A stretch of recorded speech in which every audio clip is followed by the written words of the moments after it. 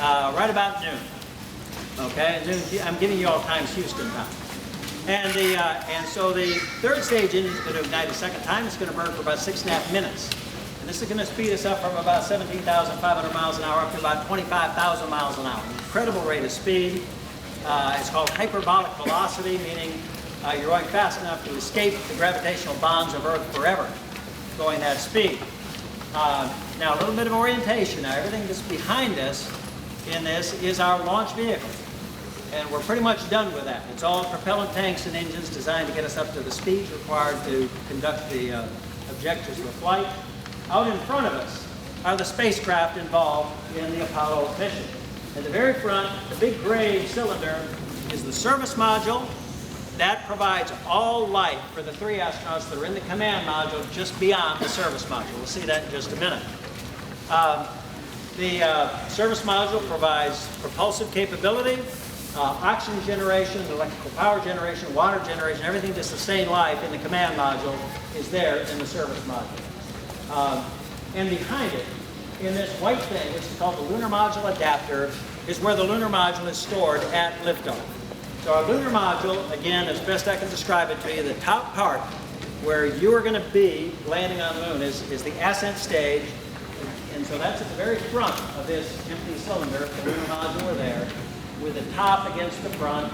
Behind it or beneath it, the descent stage, and the legs will be pointed out in this direction. Now we're on our way to the moon, and these two spacecraft are not connected.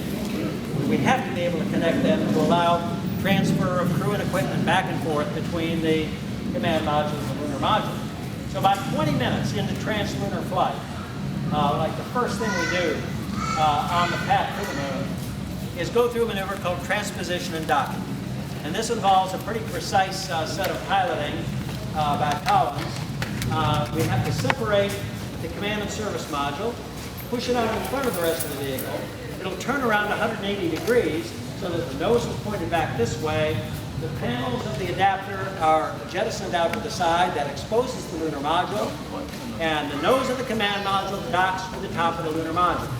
And now we're in a configuration which will take us to the moon, put us in orbit around the moon, and that's the configuration that will allow us to continue the flight. Once that occurs, we're going to jettison the third stage. Third stage will not tumble back to Earth. It's going hyperbolic speed away from Earth and ends up, and is today, in orbit around the sun. Oh. Okay? Oh. Because once it's not in orbit around the Earth, that's the next biggest gravitational. You're in orbit around the sun. You're not leaving the solar system, but you are leaving Earth orbit. So from that point then, we're ready to continue with the flight. I want to say a few things about the placards here that we're just passing. These are the last 3 Apollo flights. Apollo 17 was the last flight in 1972.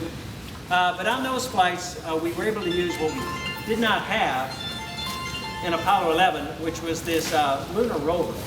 And so you see it in several of the pictures here, this go-kart-like device.